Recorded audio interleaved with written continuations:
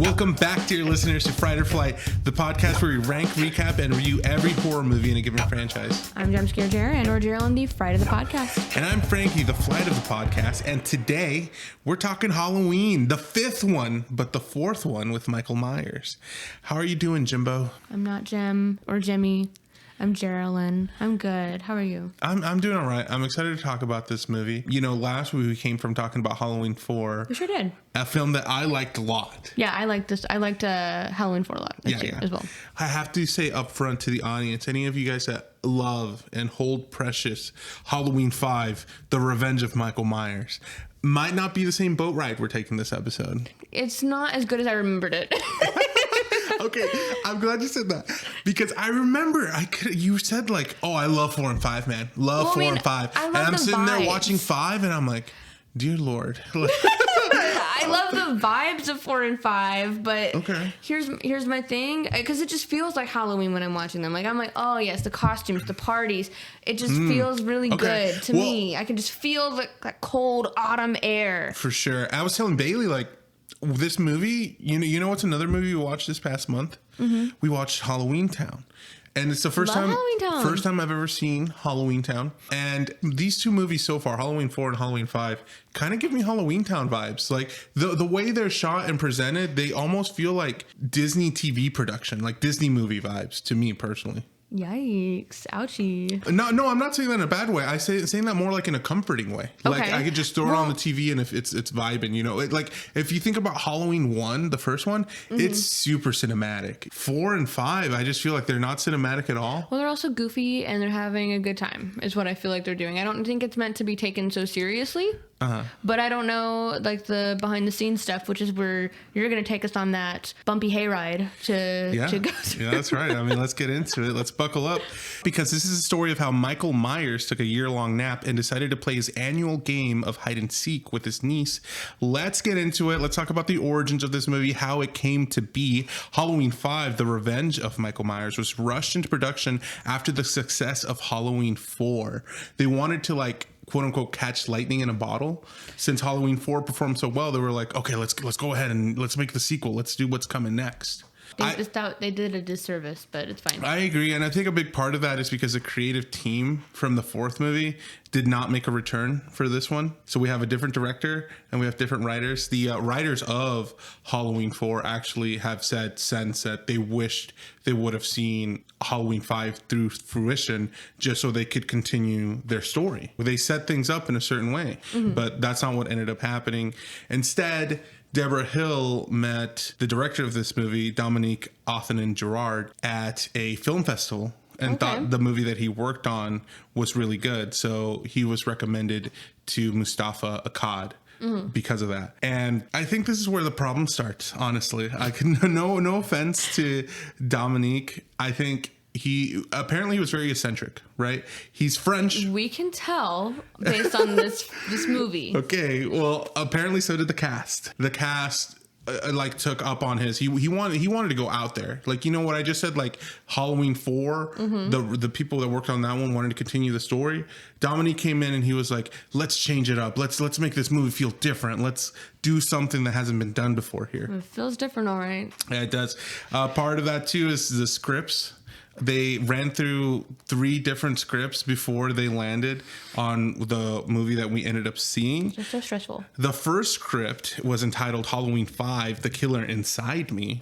It was written by a gentleman named Bitterman, which was written in the span of 3 days, featured an evil Jamie Lloyd, and resurrected Michael Myers once again, right? So I feel like this one is kind of like what kind of 4 led it up to be. You know, we see at the end of it, Jamie's like this, you know, oh, now I'm evil. I can see how that would work, and I can appreciate that, and we'll have to revisit that at some point in the future, just because I do think that it has been potential parallels to that script. Okay. So we'll have to at least revisit it in the future just to kind of see if that was the intention. Right. Okay. Well, Akkad was adamant about making Michael Myers the sole antagonist of the film, so he didn't like that script, which doesn't make any sense to me just because we did see Jamie kill her mom at the end of the last movie. But after being instated as the director, Dominique infamously threw Bitterman's draft into a trash can in front of Mustafa Akkad. He brought in Robert Harders of home movies fame to write an entirely new draft, which saw a Frankenstein-inspired story where Michael Myers is resurrected and no longer evil, but is pursued by an angry mob. Yeah, kind of strange, right? It's stupid. Yeah, it's kind of out there. So they were gonna make Michael Myers a good guy, and maybe Haddonfield is evil now or something. Harder's pitch was rejected, leading to Anthony Gerard to pitch a new concept with co-writer Michael Jacobs. The duo's initial title was Halloween 5 and Things That Go Bump in the Night. After reviewing the screenplay, director Anthony Gerard added Jamie's inability to speak to the draft, along with the supernatural plot device of her telepathic visions connected to Michael. And that's kind of like the version we ended up getting here at the end. Mm-hmm. Lots of thoughts. I don't like the name of the movie. I feel like Halloween 4, it was like... The Return, and he did that. And then this one's The Revenge. But does he get revenge? But, I mean, not quite... Well, okay. I see your point. I mean, they did that a lot, though. They always had subtitles back in the day for the movies. I feel like for these in specific, though, they were like, oh, we got to make sure people know that Michael Myers is in this because of Season in the Witch. We got to plaster Michael Myers' name somewhere in the subtitle so people know he's in this one. Fair enough. I understand what you're saying, and that is a fair criticism because it's like, okay, I feel like... But, I mean, then again, Halloween 3... technically in this franchise had nothing to do with Michael Myers, and it's called Halloween 3, and we literally see Michael Myers on a TV screen one time. So I mean, it's like I understand. Well, this movie began filming without a final script. Much of the movie was actually being written as they went along. That's messy. Yeah, it is messy, but they wanted to get it out because they wanted, 4 did good, and they were like, okay, well, we got to make some money on the second one. You can tell that they were writing it as they went. You think so? It's a rush job. Frank and I had this conversation where we both were like, realized that we were on the same page. Like, we had a conversation where we were like, we both had the exact same thoughts. When some scenes happened, when some specific interactions happened between characters, we literally turned to each other and was like, they just did that for no reason. They just did it because somebody sitting in a chair was like, this would be so cool, and there's like no motivation behind the character actually doing it. Well, I completely agree, and to get into that, talking about our cast, Donald Pleasance makes his return as Dr. Sam Loomis, and he's so different in this movie, in my opinion. In a good way or bad way to you? You know what? It's hard to tell. The way it's executed in a bad way. The concept, I think, is kind of cool, actually.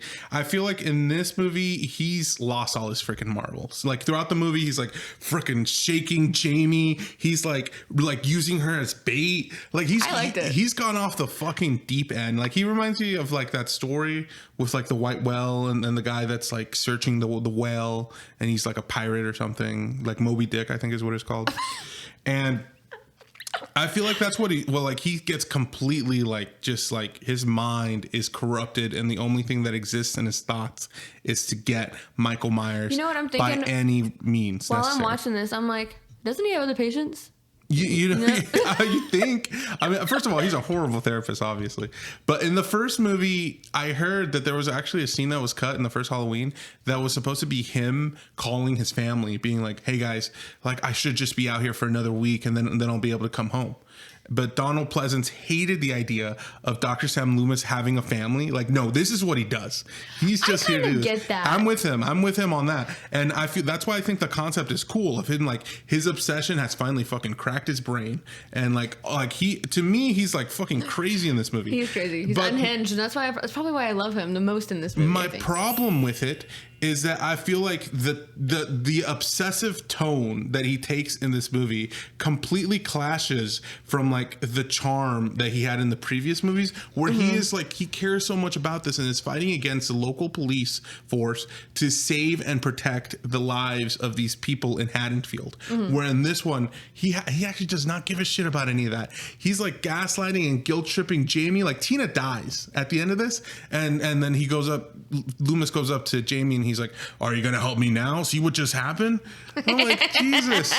I mean, I can't say that I blame him. He's like, do you want to prevent this from happening? More people in your family? Yeah. See, so he's completely lost his marbles. I mean, on this one. Bailey, you had something to say. I'll let you say what you had to say first. I was just gonna say that I think it's so funny that Donald Pleasance was just like, this man is too crazy to have a wife and kids. Dog. Like, he is in no way normal enough to have any kind of romantic relationship with anyone. This is not realistic. You know, I could see him being a bachelor for a long time, but also like being like, I don't have time for this. Like, I'm so focused on my work. Yeah, I've got to read about lizard people. Yeah, apparently. Like, here's my thing. I just want to know how he interacted with other patients. And I wish we kind of saw that side of him, because it's like, you are still going after one patient, dude. And he's still around. He's just still around, hanging around Jamie and stuff. And I'm like, do you not have other patients to take care of? Well, here's for me, honestly, I'm going to be real with you. Like, they could have done the first Halloween movie, right? It ended. Michael Myers is gone. I think they went in the wrong direction. They shouldn't have went further into Michael Myers. They should have went further into Sam Loomis. I think he could have been like a detective character where he maybe he chased multiple different offenders. Like you said, maybe you got to see more of like his other patients and like... Yeah, like was he seeing like other serial killer patients? Exactly. Wouldn't that be interesting? It would be. Like even now, I would, if fucking like any of the streamers did a show that was just like Sam Loomis interviewing serial killers and stuff... Oh, that would be... It's like episode to episode. I would follow that. I think his character's so great, and I think Donald Pleasance does a great job of portraying that character. He does do a great job, and I would not want to see anybody but Donald Pleasance play him. Well, we'd have to. To continue, Daniel Harris plays Jamie Lloyd in this movie. I see... Actually, they changed her name in this movie. I don't know if you caught that. Oh, to no. Carruthers. Because I was like, what'd they say? Because I thought they said, whenever they were doing the little pageant thing at the children's clinic, they were like, oh, Billy and... like whatever his last name, and Jamie and I thought they said Druthers, and I was like, that ain't right. Her name is Jamie Lloyd. So then I had to like play it back, and I put the subtitles on and made sure, and sure enough, Jamie Carruthers. And I was like, okay, so she was fully adopted after she stabbed her stepmom. So we'll get to that. I promise we'll get to that. Crazy. But Daniel Harris is often praised, like regardless of like her same thing as like Donald Pleasance. Is like people like her presence in these movies. Yeah. And I agree. I really like her. I think part of the reason that they didn't want to make her like an evil character in the sequel. She was cute and exactly, and they wanted to keep her. And she herself has said this, that they wanted to make her like the character you root for. They're like a final girl. Yes. We get Ellie Cornell returning as Rachel Carruthers. For 0.2 seconds. For not that long. Very disappointingly. I was very disappointed in that because I forgot. I was like, is she dead? There's no way she's dead right now. No, she does die. And instead of spending most of the movie with her, we spend most of the movie with Wendy Kaplan, who portrays Tina Williams. Which I have a love-hate relationship with. I kind of do too. I really do too. I have found that apparently she is, we talked about Halloween 4 being a polarizing movie. Yeah. Like a lot of people love it. A lot of people hate it. Yeah. Halloween 5, not the same case. Most people do not like this movie. And one of the things they complain about is how annoying they say that Tina's character is. And I can see where they're coming from, especially from the lens of coming from Rachel and how beloved Rachel was in the previous film. Yeah. And don't get me wrong, I think Wendy Kaplan does an amazing job portraying Tina. And I actually love Tina. Like, I love watching her. I think she's a great character, except kind of like how I feel like Donald Pleasance was utilized as Sam Loomis in this movie. I also feel like Tina is just not utilized properly. Like, I think so much of this movie is haphazardly done to where, like I just said, I think this whole idea of like where Dr. Loomis is like finally snapped, I think that idea is super cool, but I don't feel like it's just not used right. Like, and instead, so you just get random scenes of him shaking Jamie like 3 times across. I know you know something. Yeah. And I'm like, Yeah. I think that this goes back to who you're talking about directing the movie, I think, where they wanted to like change everything and do everything a little bit different, like opposite to what it was before. So I understand what they were going for. They just didn't follow through on literally any of it because they didn't care enough to follow through. There was no follow through in this movie. Like, so many things were brought up and then never went anywhere. Yeah. So like Dr. Loomis was supposed to be like being overzealous and like he was losing his mind. In the long run, I think it should have been that he was so overzealous that he was driving everybody towards false leads that were not there. And everybody was missing Michael because he was being like, no, he's going to be here. He's going to be there because I can feel his energy, or, you know, something crazy like that. And, you know, ultimately it leads to him being, like, disqualified as, like, a form of genuine fact. I guess. See, this is a problem with that, though. But they didn't. Because that has an arc to it. You know what I mean? I know. That could feature some storytelling elements. Yeah. But we don't get that. We just get a bunch of things thrown at the wall here. And yeah, we don't, they're like, it's kind of like those little sticky creatures that you would get back in the day. You throw it at the wall, see which one like hangs out longer, and then they just eventually fall off. That's how this movie feels. Yeah. Okay, I was gonna move on and talk about Tina. Mm-hmm. Tina, I think, was supposed to be a play on. You know, we talked about in the first few movies that we watched of Halloween how all of the sexualized female characters were the ones who died. But the virtuous characters, the ones who didn't, you know, get naked or have a bunch of sex or something, they were the final girls. And Tina, I think, was supposed to be the opposite foil to that because she was sexual. She was, like, throwing it out there. She was, like, not afraid, not demure. She was a party girl, etc. And, you know, she was supposed to be the final girl, but they didn't follow through on it. In the end, she ultimately was kind of useless. So, like, where was the follow through? If you wanted to make a statement, follow through on it. I mean, in the end, even though like she did have those qualities, I do think that there is some like notoriety with her character. Like they did make her have an honorable end where she sacrificed herself saving Jamie. That's my problem with it though too, because I feel like I mentioned this before when you compare like Rachel in the last movie to Tina in this, and we get that, you know, she becomes a heroine, self-sacrificing heroine at the end of the movie. That would have been way more impactful if it was Rachel, if it was Jamie's sister, if it was this person that we got to grow with. But instead, that character that we got to grow with gets a meaningless death, gets disposed of without reason, and just for no reason introduces this completely different character. And there's actually is a reason for that that I'll mention, a little behind the scenes reason that ended up happening. But I just have a lot of problems fundamentally with this movie. And, you know, Bailey was referencing how you mentioned how it was one of those little sticky hands you throw on the wall or whatever. I think there's not a better example of that as Don Shanks, who plays Michael Myers, as well as the Man in Black is how they're credited in this movie. In that you see, I call him the steel tip boot man. Exactly. You see that's all you see, right? Yeah. That's all you see come up of that character. And it's just like, why would you do this? When am I going to see this come to something? You don't. It never makes anything of it. And I think that's this movie in a nutshell in a lot of ways. Let's go ahead and start talking about the plot here of Halloween 5, The Revenge of Michael Myers. It opens up kind of like between Halloween 1 and Halloween 2. Yeah, do like a little it does a little recap. It's like a recap. Yeah. And so for a little bit I was hoping like, oh, maybe it's like a continuation of the same night or something. Nope. That's not what we get. We got something way wackier. Way off the walls. First of all, it opens with the last few moments of Halloween 4, The Return of Michael Myers, on October 31st, of course, 1988. Rachel Carruthers and Jamie, Michael Myers' 8-year-old niece, are being pursued by Michael while in the truck. Michael climbs onto the roof and tries to drive him off the road, but Rachel slams on the brake, sending Michael slamming onto the gravel below. He stands up, Rachel floors it, it slams into it, sending him flying into a nearby field. We remember this is the ending of Halloween 4. I thought it was well done. I also wanted to mention, by the way, I want to play this clip. I feel like we didn't talk about this much last episode, but like still to this day, that scene where you see Michael being hit by the truck, people, like, I don't know if it was like archive footage that wasn't found, or like there are people who were worked on the movie aren't able to explain it or whatever. People still wonder how they made that look so realistic. And they were really proud of it when they did it, just because of technology had reached to a level where it genuinely looked like somebody was being hit by a car. And I just wanted to just remind you guys of the scene.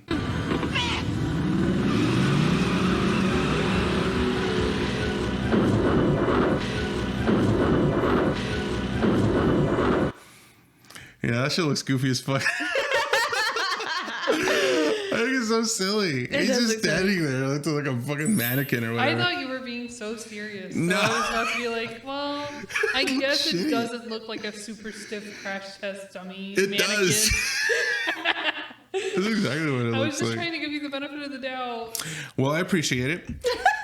Anyway, after he gets hit by that truck, police cars arrive and Rachel leaves the truck to go speak with them, telling Jamie to stay there, but Jamie is too curious and walks over to Michael's lifeless body. Taking his hand in hers, right then Rachel spots her and yells for her not to touch him. Suddenly, Michael's grip tightens on his knife and he begins to rise. Jamie ducks down as the police begin firing at him. They shoot him, how many times would you say? Like, if you had to estimate. Oh, I don't even know. At least 10, 15 times. They shot him so many freaking... It went on for a good bit, and I was like, oh. Yeah, it went on forever. He got lit up. And then he fell into that hole, right? Well, in this movie, we figure out that he fell into that hole. It's like a little mine shaft. They threw some dynamite down in it. Well, first of all, where do they pull the dynamite from? I feel like that's not in a police, like, kit. Like, they're just not running around with dynamite, but I guess they are in Haddonfield in case this happens. They throw one of those down there, but Michael was able to crawl into, like, this ravine, this river. And then this is the funniest fucking scene, by the way, when he's just like... Well, I was going to say that. I wrote down in the dossier that he's just like me for real. Let's show everybody the clip. See, that's me. That's me. Like, they couldn't be serious. That's me in the lazy river. Like, they're like, you know what's gonna be good? This is gonna be good. You know what's so funny about this, by the way? I bet John Shanks is like, this fucking shit. Well, one of the like I said, the director, he's very eccentric, and Okay. he said when he was giving directions to the different people, he'd be like, sometimes it'd be like this little metaphor, and not for this scene, just for Michael Myers in general. Don Shanks said that Dominic told him, like, you know how he has a signature walk, to move like wood through water was his like direction on how to portray Michael Myers. What the fuck does that mean? I have no clue. But I think that was pretty good right there. I think what that translates to is Michael learned how to drive while he was in the hospital for like 15 years, but he didn't learn how to swim. Apparently he just not. learned how They to said, slide. just lay there. And that's sure enough what he did. It looks so bad. I was like, when I was watching this back, I was like, Why did they Lord. show that? Yeah, a lot of people complain in Halloween 4. There's a scene, I missed it. I don't remember it, but people complain that they filmed Michael Myers like climbing onto the roof. And same thing, that he looks silly. They were like, why would you even put that part in there? Like, he just show up on the roof. That's fine. Next to the river is a small cottage where a hermit and his pet parrot live. his pet parrot, Tookie. Tookie. I love that name. I was shocked to see a parrot. The hermit stands by stove, stirring something in a pot as the parrot chatters away. Annoyed, the hermit yells at it to be quiet as Michael slowly approaches the cottage's side.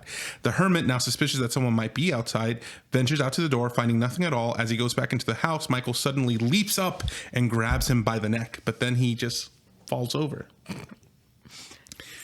This was so stupid to me, right? Because we're leading up to this, but so the hermit walks up to Michael Myers, who is like, I'm pretty sure even a hermit would fucking know who Michael Myers is at this point. In Haddonfield? Exactly.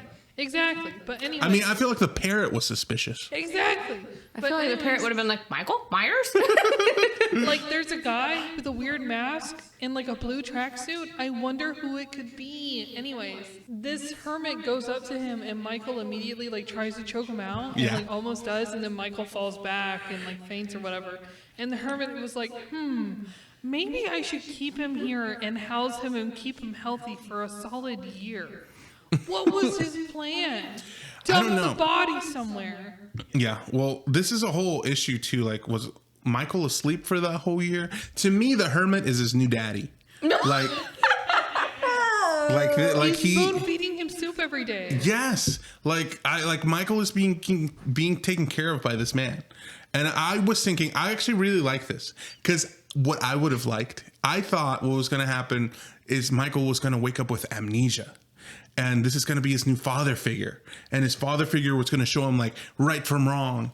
But then the evil inside Michael would eventually like come out, and then he would kill the hermit. But then you're introducing an actual story arc. Yeah, you're not wrong. You're They're not not wrong. good at that But so, back in the okay. day. Also, I would love to see somebody who's good at math and statistics to analyze like how long Michael is knocked out per bullet, right? Because we know with 6 bullets he's only knocked out for like I shot him 6 times. I shot him in the heart. Exactly. So we know with 6 bullets Michael is like I don't know, maybe like a incapacitated minute. for like maybe 60 seconds. Yeah. So how many bullets did he take? Oh man. And my the God, this is- dynamite on top of it. How Are we much having of word that? problems? Oh yeah. Like if Michael Myers takes 6 bullets. Exactly. He's like Throckmorton in those. Because it did get me. There's a scene later on in this movie where he gets shot inside the Myers house, and like he Kool-Aid Mans through the door just a second later. It shocked me. I was like, oh my god, like he's already back. Yeah. Anyway, after he is nursed back to health over the course of a year, he's like hibernating basically. Yeah. He wakes up and then kills his daddy. I hated that. He's like, you've been taking care of me? Fuck you. He's like, you're too much of a father figure to me now. If you're my family, I gotta kill you. I hated that. I was like, I like the dad guy. I keep yeah, thinking he was cute. Can you imagine that you get hired on to like a big horror movie like thing, and you get like the spot of like this hobo that's supposed to be taking care of Michael Myers, just to know that your screen time total is like less than 60 seconds. Yeah. I wonder what happens to Tookie. I wonder if he, lived a good life after that. I just hope that Michael didn't kill him because we didn't talk about this in the last episode, but Michael killed Sunday, their dog, their family Great dog dog. name. Such a cute dog Michael name. hates animals. He kills them. Yeah, I mean, it makes sense. It tracks for serial killers, killing animals. But I will say, we talked about Thanksgiving, and they fed the cat. You can be better. Yeah. The animals don't have to die. That's all I have to say. I mean, Sweeney Todd, same thing, with those pies that they're making over there. No, kill the people. Don't kill the animals. It's fine. Anyway, meanwhile, back at the children's hospital, we find out that Jamie Lloyd did not get the Michael Myers treatment. She ended up going she's being taken care of by doctors and nurses in like an open children's hospital. Yeah. While Michael got taken away to like a fucking asylum or some shit. So this immediately I was like, what's going on here? Like she just killed her mom, and then little things start happening where like she's like having a nightmare. She gets up, she's screaming, but no sound is coming out. And we find out that she's mute. Yeah. In this, I guess For like a full year, basically, she's mute. Yeah, for like a full year. That's all that you can apply, like based on the trauma. And I can understand that. Sometimes trauma like completely changes you. And she was young. I would be traumatized. Yeah, fair enough. But I'm just still like, this is a murderer here that we're dealing with. So what are we doing here? Apparently, by the way, Danielle Harris had an ASL coach to help her like really perform well. Yeah, she did actually do pretty well with the ASL. I was like, okay, cool. I forgot about that touch. But I will say, she didn't kill her mom. She didn't what? She didn't kill her mom. She didn't kill her mom. The presumption from the last movie. They don't leave it. They leave it open. I don't think so. Because I think similar things could be said about this. I think I think it's a retcon. All I have to say is it makes sense when they're like, keep her ass there for a full year. To me, it's not even close because we find out later that like, oh yeah, mommy says she loves you, by the way, and I'm like, oh, I guess she's alive and still cares about her daughter. Do you think that she's actually alive, or do you think that they're just saying that to placate her? Because they also said something about Max. Like Max is their new family dog. Yeah, and they were like, oh yeah, she just still hasn't processed the other dog kind of thing, and I was like, that's kind of fucked. That's interesting. Because it's a completely different looking dog too. It's like it's like a Doberman, which is very cute. But I do like that theory. See, that would have been a better theory, I think. See? But yeah, I guess she's still alive and she still loves her daughter that tried to kill her. Quote unquote still loves her, but they're keeping her in a hospital full time. She needs to be there. What do you think? Do you think you could come back from that if your daughter tried to pull something like that? No, you try to kill me, your ass is going there. What? Your ass is going there. Your own flesh and blood. I'll see you with plexiglass in between us. I don't know. I don't have a serial killer daughter. I just feel like you'd be traumatized from that. Oh my God, yeah. Like I'd need therapy 24/7. I would not leave the house. I'd be like, I'm so scared. Yeah. Of my own daughter. Yeah, never gonna happen. Well, while she's here at this hospital, she gets visited by her older sister Rachel, and which, by the way, she keeps on being called her stepsister. Well, because I think it's assumed at that point that there was some sort of adoption that went through, because obviously later they call her Jamie Carruthers, and I was like, oh, okay. So I'm assuming at that point there was an adoption, like a formal adoption that happened, but they keep calling her stepsister, stepmother, and I'm like, Yeah. It's just kind of strange to me. I agree. Yeah, I don't think they know what a stepmom is. Actually. Yeah, probably not. Because it would be adopted mom, adopted sister, like you're my Or sister. foster earlier. If they, Yeah, you know, they said before. foster in the last film. Yeah, right. So I'm like, What's the step coming from here? I feel like you're gaslighting us. Yeah, or just call her sister and mom. Like, what? Yeah. Like, what Why would you do any of the labels? Yeah. Anyway, when Rachel and Tina stop by, Tina reveals a costume that she bought for Jamie, a beautiful pink princess dress. Suddenly, at this moment, Dr. Loomis enters the room asking, "What's going on in here?" Oh yeah, because she also had the dog. Yeah, like, well, what's going on here? Why is like someone like, see, this is what I mean. Like, Dr. Loomis immediately comes into this movie with I'm like, you ain't got another patient. You ain't got another hospital. also, You gotta be at. that's what I was gonna ask. Like, so has he been here for a year? That's my with theory. Jamie? That would be my guess. Or that, is he? Oh, I know. Michael comes around every Halloween. Like, I gotta take a vacation to Haddonfield. You know. All right, guys. I'll be back next month. I have some business to attend to. This fucker keeps coming back. Yeah, so, exactly. BRB. So I do wonder. I do too. Anyway, while he's there, somebody throws a rock into the room that reads a note saying, "The evil child must die." Yeah. Rachel asks why the people of the town can't understand that Jamie's just a child and is harmless. And this is never explored again in the entire movie. No, Nope, not at all. I think this is a remnant from Dominique and I think Mustafa Akkad said that though the other scripts weren't used whatsoever. Mm-hmm. But I think this is a remnant from the Frankenstein script where it was the whole mob versus monster kind of direction that they were going to go sense. to. Yeah.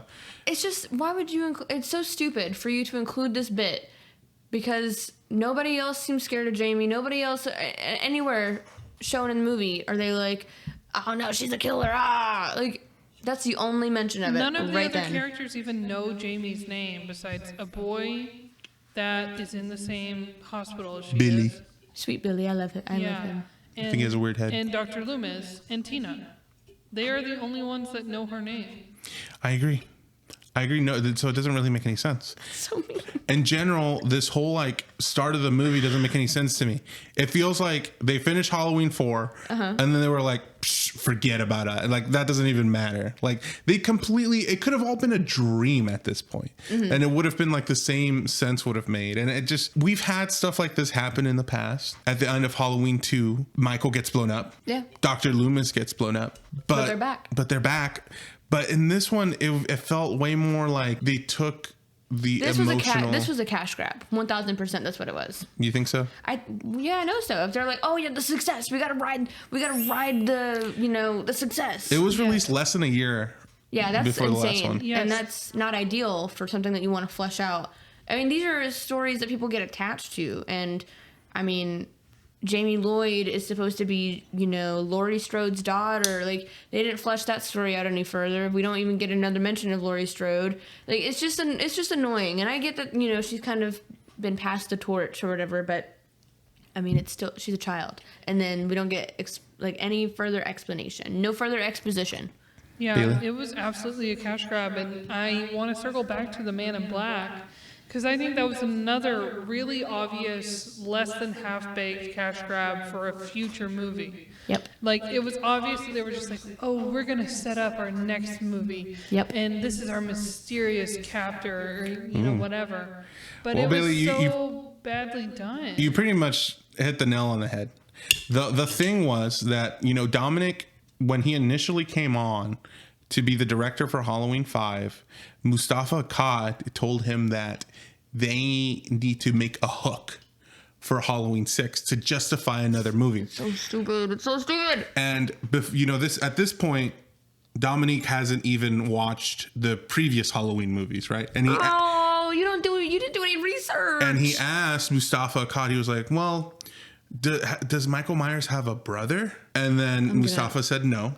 And so that is kind of where the idea was born from, like maybe like an evil twin or something.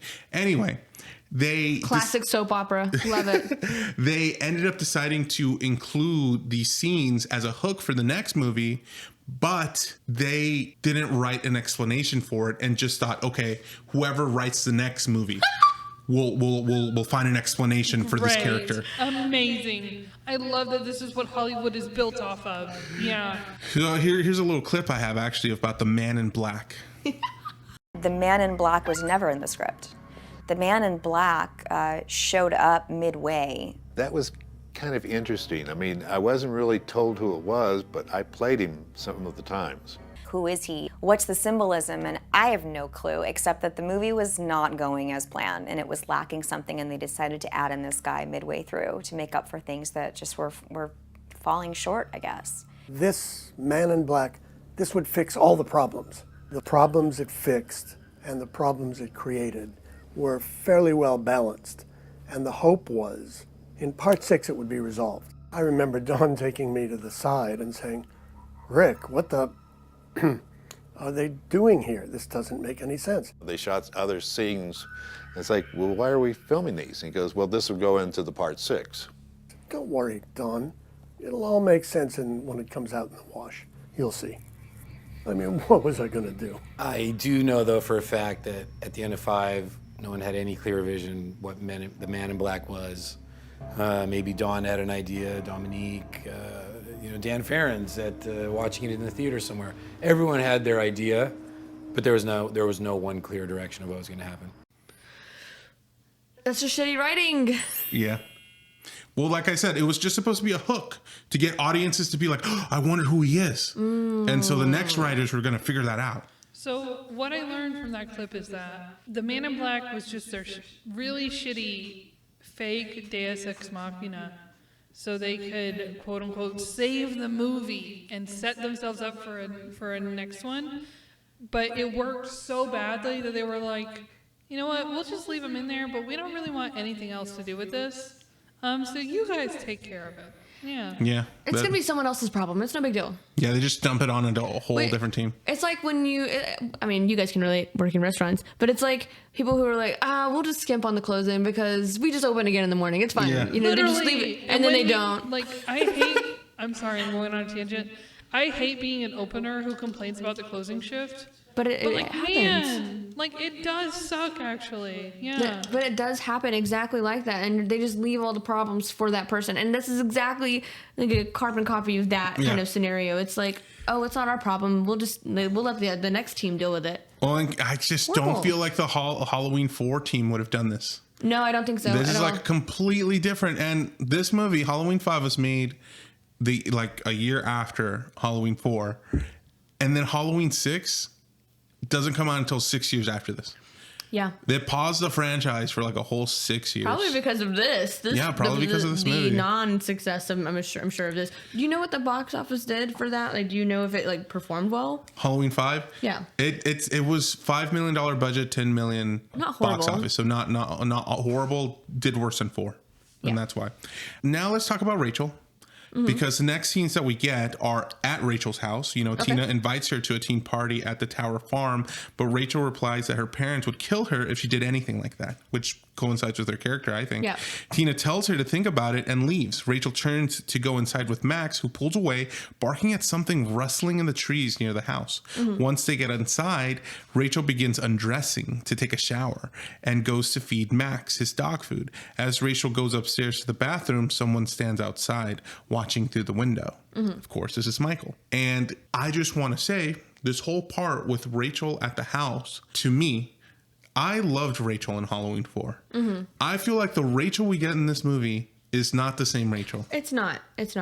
It feels like they wanted to try to make it seem like, oh, she's past the trauma because she finally got to go away. I guess to me it's implied that she potentially graduated or went to college or something, or maybe is back. I don't know. It's the way it made it seem, but it could be wrong. She could still be in high school, like a senior or something. I mean, it's only a year later. Yeah, it's hard to tell because, we don't really... I think she was maybe 17, maybe, in the last one. 16, 17 at least.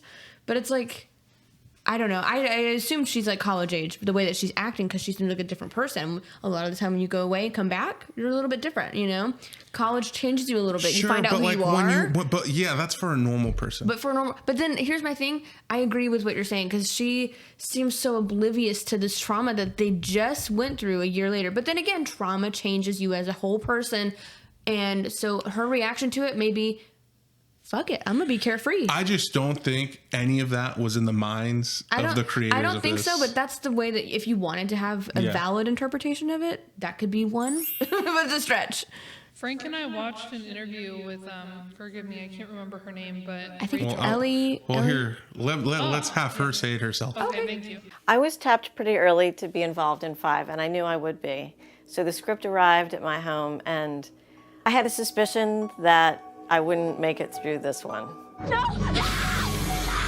I didn't quite expect to be killed off so early. And it was the way it was written was that I was supposed to get scissors shoved down my throat. And I just thought for Rachel, it was too undignified. It didn't sit right. And so, I made a fuss about that, and they rewrote it so it was a little bit less graphic. Everything he would say to me was, it's about sex, sexy. And I was like, okay, I'm walking my dog. He was all like, sexy, we want sexy. Rachel wasn't big in the sexy department, and that's kind of what made her the girl next door. And I think that's why the characters liked her. We had the sexy girls, but my character wasn't one of them. No, yeah. Ellie Cornell does not vibe at all with the characterization of the character that she portrayed in a previous film. Yeah, and I think maybe the writers, directors, whoever, I think maybe they saw that, and I think they might have degraded her character on purpose. I think initially they were wanting to degrade her character, degrade Rachel, into being like a sex object just to be killed because they were like, oh, it's shocking. It's not what people expect. Yeah. Well, you're kind of right. The whole reason they killed Rachel off in the beginning of the movie is because they wanted to set a tone saying like, look, nobody is safe in this movie. Right, and I hate it when people do that because it's like, okay, you killed Rachel, big whoop. Like, but that's also like, I understand like why people do that. That makes sense because especially in like, this is not really horror related, but the show Game of Thrones, when you watch that show, someone says to you, hey, don't have a favorite character because they may die. See, but this is the big difference. It's like those characters, they have like narrative and tonal purpose. Like those things, like Bailey mentioned earlier, the way they did this was just like to be, oh my gosh, wouldn't it be crazy if like yada yada? And then somebody else is like, oh yeah, that would be crazy. When we're watching like shows like Game of Thrones, it is so indicative of setting a specific tone. Whereas this is shock value. Right. But that's also a TV show. So it's meant to be long and drawn out and stuff. And this is like an hour and 30 something minute film. And it's like, I was disappointed because I loved Rachel as a character. I wanted to see more of Rachel. Again, like similar vibes to Laurie Strode. She's, a resourceful final girl, but then like, they really just reduce her to being a sexy woman, and that's it. Yeah. And she doesn't care. Like, she doesn't care about her trauma. She doesn't care about anything she just went through. She's like, whatever, everything's fine. I'm fine. The dog's fine. There's nothing here. It's just me. And I was like, this is not the Rachel that we know. No, because Rachel in the fourth movie, I think even more so than Laurie Strode, was so resourceful, was cunning, was witty. And this movie didn't reflect any of those traits whatsoever. Right. And it really bugged me. And I think that's part of the reason I have a hard time with Tina, where I like her character a lot, but I just keep being reminded like so much of this film would have been way more meaningful if it was with Rachel instead of with Tina. I agree. It would have made more sense if Tina got killed off early. Like, oops, you came home early, kind of thing. I don't know. Yeah, I mean, as a retaliation, as like a punishment, like, you know what? We're going to make you even sexier. Kind of thing, like for the male gaze, because I got that vibe too, where I'm like, this isn't Rachel running out in a towel, like. On an opposite note, I can see some truth in that, and just that Dominique is French, but also that Dominique didn't do any research. He did end up watching this. That question earlier was like when he got first hired on, and Mustafa asked, do you think you can make a hook for the next movie? So that's before like he was really into the project early on. But I still don't feel like he watched it and digested and processed it. I could see that because Don Shanks, who plays Michael Myers in this movie, was told not to study the other Michael Myers performances in the other movies. Why would you advise someone against that? Because he said he didn't want that in his head. He wanted him to move like wood through water. He wanted his vision. Yeah, but Michael Myers, I mean, no shame to any of the other, Michael Myers or anything like that, or this one in particular, but they're masked characters. We don't often see, this is actually one of the first, well, not the first, like one of the first. So like One of the only ones. Yeah, that we actually get to see Michael without his mask for a lengthy period of time. Yeah. I'm like, eh. And the mask, fucking horrible. The worst mask I've ever seen in my life. It is fugly. We talked some trash about Forrest mask. We did, and I like it better. That one's better than this one. It's just it's more of a stylistic choice. It looks like he got a nose job, like, and he got like a bigger forehead, and he's just like. Danielle Harris even noticed as a kid, and the way she reasoned it herself was like, well, he's been through a lot, so maybe the mask has got messed up a little bit. Poor baby, making excuses. Yeah, the mask is messed up, and if you notice throughout most of it, like in the last one, he had his mask tucked in. Yeah, and this one is just out. Yeah, just hanging out there. Just this whole thing is just a fucking mess. Yeah, it really is. Anyway, back to Rachel. She's at her house. They kind of have like this back and forth where we get the connection that Jamie has, and she starts seeing like Max and seeing that something might happen to Rachel. So the police show up at Loomis's request, and you see Rachel run out in like her robe or whatever and go to her neighbor who was gardening. And the police come in. It's like, oh, nothing. What's the matter? Like, there's nobody here, man. Everything's okay. And these cops that were there had the goofiest music ever known to man. I call them Goofy and Doofus, the cops, because I don't even know their names. Here's her theme song.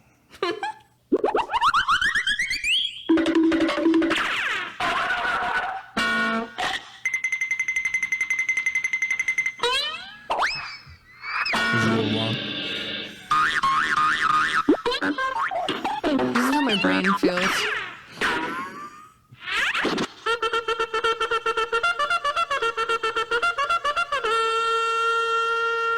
I mean, it might as well have been that. It wasn't that, but it was very similar in the goofy aspect where it's like goofy, like sitcom music where you're like, what the hell am I watching? It took me out of place. I laughed out loud. I was like, what is going on? Nobody knew the vibe. Nobody was on like board with this at all. It feels like at this point, while I was watching the movie, I was like, man, they massacred Rachel. Like, oh my God. But then that showed up and I was like, maybe there's hope for this movie after all. It's so bad. It's so like I was like, oh, now we're getting like a comedic. Like this is meant to be comedic in this part. I'm like, oh yeah, I did not see that coming. No, I didn't either. I forgot all about that and was like, what the hell? Well, here's the composer saying what he had to say about making that music. Oh no, I don't know that I want to hear it. Comedy is actually tough because how do you do it without being cliche or trite or corny? And I took a little pass at it. I made some goofy kind of cartoon music that went with it. All clear. Nothing above, nothing below. I wasn't expecting that at all. You know, I realized that we were the comedy relief, but I didn't realize that Dominique was going to go over, take that extra leap and actually add in these sound effects that were these goofy sound effects. Fortunately for lousy cops. Sorry. Boop, blah, blah, blah, boop, honka, honka. Yeah. You've got a Halloween scary groove, and all of a sudden this thing that's just like a cartoon cue. So that was an odd piece. And they kept it, so I guess it worked. Yeah, he was even a little surprised that they used it himself. He didn't know what the fuck he was doing. He's like, oh yeah, comedy. And I'm like, you don't have to do comedy. No, but that's what they were asking of him. Like he just composed what they were asking him, and Dominique wanted like some goofy music. This sounds sincerely like he received like an email. I guess they didn't have emails back then, sorry. But like he received like a notice saying like comedy music, and he's like, what? Yes. Well, he said he's like, they know I'm like an actual composer, right? He's been working on the Halloween franchise since Halloween 2, and he says that Dominique was the director that checked on him the most. Like he would check in on him every couple of days to see how the music was coming along. Oh my God, that's annoying. That's annoying.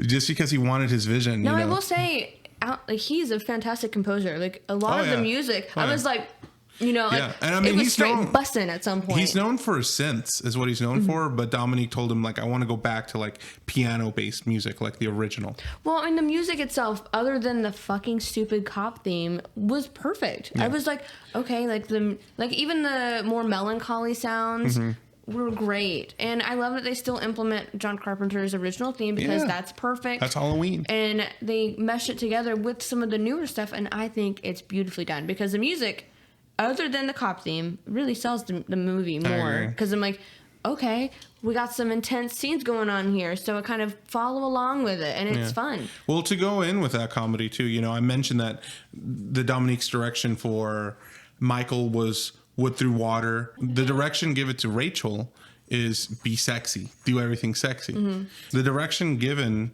for these two police officers, deputies Tom and Nick, was to walk like penguins, to add to the comedy, so they would, you know, be funnier when they're walking around. So Dominique, very eccentric, like I said before, you know, very... What's the word? Very French director. Anyway, Rachel then goes back into her house, takes a shower, puts on a cute sweater, and then meets her end to Michael, stabbing her in the shoulder. There's a lot of shoulder killing in this movie. Yeah, there is. I don't understand how that would kill you. Well, it depends on which... I mean, this shoulder is where she got stabbed. That's... like in this area. I mean, but the practical reason is probably that was the easiest place to put the blood bag. Probably. But I mean, if you want to be technical, I mean, if you stab in the right place in this kind of general area where you put your right hand over your heart, that's what they say when you do the Pledge of Allegiance, then yeah, I mean, that's kind of heart area. Isn't that where your like clavicle is? Like, wouldn't you have to get through bone to get to your heart? It would depend. I mean, you'd hope that and the he has weapon would be like a blunt pair of scissors. I mean, it could be. I mean, they look like really like they look like shears, and if they're sewing shears, them MFers are sharp. I'm not sold on it. I get it. I mean, I'm not sold on any of this movie, if I'm being honest. So. No, you're not wrong. And I mean, Ellie Cornell has similar thoughts. You know, she isn't too happy with what they did to her character. I get it, and I hope that in the future she can. Be redeemed in some way. Me too. I mean, Mustafa Akkad, apparently at a convention later on, she pulled Ellie aside to talk to her and apologize for the way her character died in the movie, and that he regretted that they killed her, and that he didn't realize like how many people loved her in Halloween 4. And so he says it was a stupid decision to kill her off early on. I mean, what's Sorry gonna do? You know what I mean? Anyway. It's not gonna pay her bills. Meanwhile, Dr. Loomis continues to warn Sheriff Meeker about Jamie's convulsions, who dismisses it as a trivial matter, which shocks me. I'm like, dude, your daughter died last year. Like, no, this is typical men when women have anything medically related. Yeah. So this is the one realistic part of the movie, actually. Fair enough. Anyway, Dr. Loomis shows Meeker his burnt hand, which was caused by the explosion at Haddonfield Memorial Hospital back in 1978. Loomis goes on to add that Michael isn't anything but pure evil, to the point where even the entity of hell wouldn't accept him. I love how dramatic he is. Me too. He's so Shakespearean. I think it's such a sick... Even hell wouldn't take him. It's a sick line. Yeah. But I don't think it's true. You know what? It'd be really nice if someone sampled it, put it in like a song, like start their song with that. That'd be sick. Like a metal song or something. Sick. Yeah, take that and they're all gonna laugh at you. Yes. Put them Carrie? together. Yeah. I can't believe that's still stuck in your head. Oh, it's great. It's a great line. It was literally a bop at the end of that movie. They're all gonna laugh at you. They created a beat. Yeah, they did. They could do the same thing with that, you know. Well, I personally do not believe Dr. Loomis. I think I've been on this trip for a while now. Okay. Where I really don't like how people describe Michael. Because in my opinion, Michael's just a dude. Michael's just some guy. And this whole, he's evil personified. He's a reflection of society, I think, is BS. Okay. And I think it's just John Carpenter propaganda. Okay. This like evil personified thing that he's had all these years, I think, first of all, it's just a random thing to say. I don't think there's actually any explanation behind it. Comes from the same dude who has said that Laurie from Halloween, this is what he says, is the most sexually frustrated character in the whole movie. And her stabbing Michael with phallic items like the needle and the coat hanger is representative of that. No, it's not. And that's why he doesn't like that when people say like, oh yeah, you know, like virgins or they get the good end or whatever. That's why when they're having sex in movies, that's why you killed him in Halloween, right? And he was like, no, Laurie's actually the most sexually frustrated. That's an, oh my adding it to my list. For John Carpenter hate. Which is crazy because one of my absolute favorite films to this day, like in my top movies all the time, is Big Trouble in Little China. I love that movie. I recommend that movie to everybody. I rewatch it. It's such great rewatch value. All of his movies are fantastic that I have watched. He's making me hate him. But so that's why I'm just like, Michael's just a dude, and just because John Carpenter said he's evil personified means nothing to me. But also, like, why are you talking about a teenager that way? Laurie Strode's character is a teenager. She's the most sexually frustrated. Chill out. This is a 70s baby. Chill out. No, I'm with you.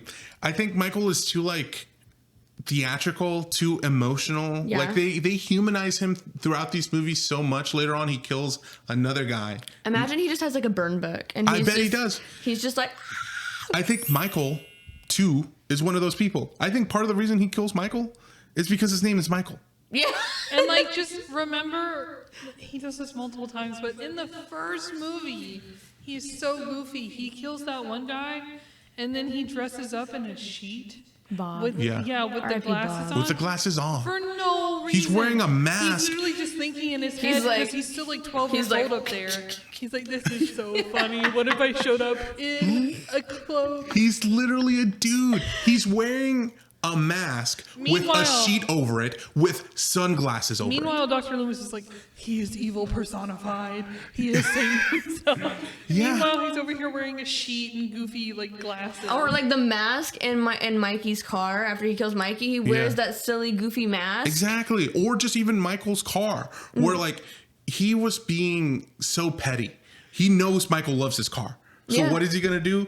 He's gonna drag and pierce the cover of his car. I love it. He's so petty. He is super petty.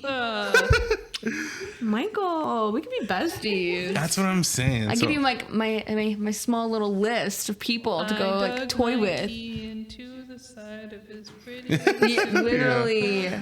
Literally, that is Michael. He's been wronged, and I support his wrongs. He is just a nonverbal child who's villainized from the start. That is what I'm gonna. We get kind of a trend of that here too, you know, because same thing happens with Jamie. You know, she becomes nonverbal as well. Anyway, this is kind of where we swap off from Rachel, and now we're with Tina. Tina comes to the house, doesn't find Rachel. She's like, "Oh, where are you, Chica?" Or no, "Where are you, Loca?" That's what she says, right? Anyway, Bella, where the hell have you been, Loca? She shows up, and we get the sense that, like we've been talking about, she's like a party girl. Yeah. You know, she which doesn't make much sense to me, because when you live in Haddonfield, like, what's there to do? Like, isn't there also like, shouldn't you be scared during Halloween? Shouldn't they just cancel Halloween in Haddonfield? She literally said that in the film. That's what I'm saying. Like, weird, because it's literally like Scream to me. It's like where this horrible thing happened, and then everyone's like, woo! I'd be like, lock your doors. No one's leaving the house. We know what happens.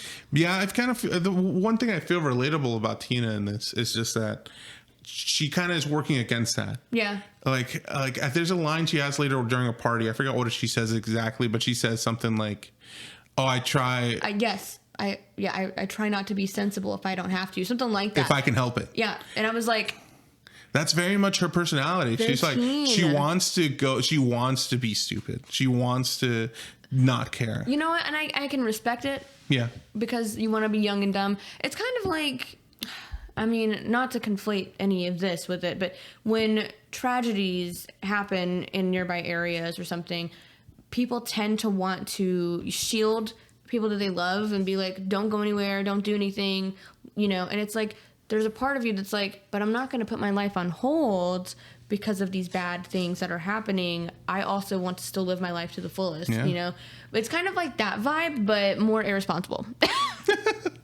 Way more irresponsible. Because she's like, LOL, I don't care that she's having visions that I'm going to get killed. I'm going. This is my problem, where like Rachel would never. Rachel would be like, oh, what? Yeah, she would be looking after her. So I'm just like, Tina does not care about this girl. We're supposed to believe that she cares about Jamie, but she doesn't act like it. Right. She's like, she tells her, she explains it to Jamie. Jamie's like, don't go to the party. There's something bad's going to happen. And then Tina like kind of gets down to her level and is like, you'll understand this when you're older. But like when you make a connection with certain people, they make you feel like you have neon in your heart. And I'm like, what is she talking about? She's talking about going to a party, like, and drinking and hanging out with boys. Can I say something controversial? Go ahead. Go for it. I think completely on accident. And I think this is mostly because of Wendy, actually, and less so because of the writers and directors. But I think completely on accident that they made the most complex character in the entire franchise up until this point. I think Tina is like the most realistic, like I said, complex character because like I can tell that she cares about Jamie, but she cares about Jamie exactly the way that a teenager would care about somebody like that. Because Tina puts herself in like the fun, in the nonsensible, and the wacky, and you know the hormonal on top of all of that, and that's so realistic. Which like as adults, you're watching this and you're kind of like, this is so stupid. Yeah. You know, but that's kind of like Bailey said, the expectation of a teenager. Yeah. That's why it's like confusing because it's like, how old are they? Obviously, they're not 21 because they're like, how many cases can we get tonight? 3. Yeah, it's like, okay, so they're not 21, but they're definitely probably not in high school still. That's my take. I think they're either seniors in high school or freshmen in college. Yeah, and it's just... it's just so goofy. And then the friends, I don't understand. It's just... I mean, listen, Mikey as a character, he's funny and he seems like he's kind of like a bad boy, but we don't get to know him very well, and he dies really quickly. And then we also had this other character, which I didn't know their names until almost at the end of the movie. It was like Sam and Spitz or something like that. Spitz, yeah. Sammy is Tina's friend. Yeah, the one in the devil costume. Yeah, which apparently there was some commotion about that too, because originally Tina was supposed to be the one in the devil costume, but I could see that. But Mustafa was like, "Oh, we can't put she has to be a sympathetic character."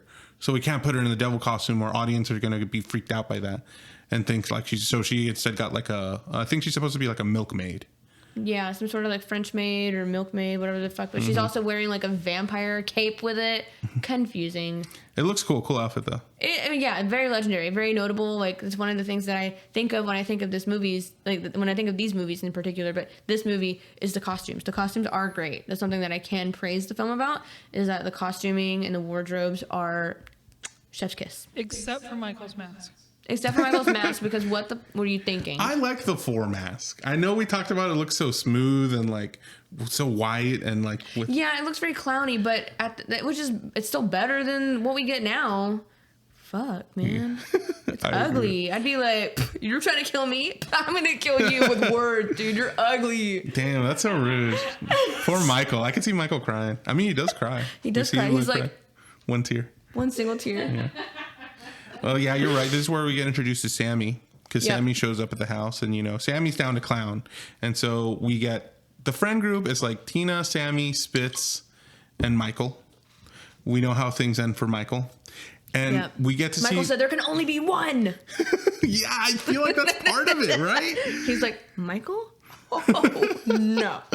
And he uses it to his advantage. I mean, the funny thing about Mikey is that he is such a dick to his girlfriend, apparently, that when Michael shows up and picks her up to go to the party, she thinks it's just her boyfriend. Yeah. Because, this is how he normally acts anyway. What I do now. Yeah. Like, I'm sorry, girl, leave him. Also, I think it's so funny that, you know, Michael was talking before this. And so the only reason he knows to pick her up at 8 is because he heard that conversation. So in my head, Michael's just, I got to make sure I get there by 8 o'clock. This date is really important to me. Yeah, like, because he has to pick her up at 8. And that's like, when he shows up. He's so theatrical. He could have shown up at any point in time. And what doesn't make sense. You know what makes it funnier? He drives just like that Mikey guy on purpose. Yeah, and also he's a good driver. Michael is a good driver. It's too sus. He wouldn't be. He wouldn't be. He'd be hitting curbs and everything. Probably. Like me. He picks her up, and he's wearing that mask that Tina got for him. Yeah. And for a second, I thought like, that maybe we'll get this mask for a while, or he was going to unmask himself in the car. Mm-hmm. And for whatever reason, it was comedic for me when he pulled out his other mask and he switched the mask. Anyway, during the scene, go ahead, Bailey. I was just going to say, I wanted it so bad, and I said this while we were watching the movie. There's like this dramatic scene where it cuts away from Michael, but you see his hand go to like the goblin mask or whatever that he's wearing, and he takes it off, but you can't see his face. And I was like, please let his original mask Be underneath it. yes, please. And would've it been wasn't, but it gold. should have been, because that's actually in Michael's character. And no, I it will totally die on is. that hill. I'm saying the sheet thing. He was wearing a mask with a sheet over it with sunglasses over that. I don't know Yes. how he was able to see in that. So yeah, that he would have been great. absolutely would have been wearing his mask underneath another mask. That'd He be would have been awesome. doing it. It would have made the movie better. It would have. I would have enjoyed it more. But during this whole part, Jamie is again having one of her visions or whatever back at the party, and it's funny to me here because like Loomis is like, where are they? Like tell us the location. Where's Tina? Is Tina okay? And obviously Jamie's having a hard time getting it out, right? Mm-hmm. And she says something like big woman, and then it cuts to a shot of like the place they're at, and it's like a logo with a lady with large breasts with cookies covering her breasts. And I'm just like, I'm over here. Are the writers trying to get her to say big boobs? Big booby woman. So I'm like, what is going on? The tone doesn't make any sense to me. Is this supposed to be funny? Is it supposed to be scary? Because then I'm like, okay, she's nonverbal, but then she also starts talking midway through, and then at some point she's like, Tina, run! Like that kind of thing. Like I'm like, okay, I understand. Like she was mute for like a year, whatever. But I just don't feel like it would have happened that fast for her to just immediately come back. Yeah.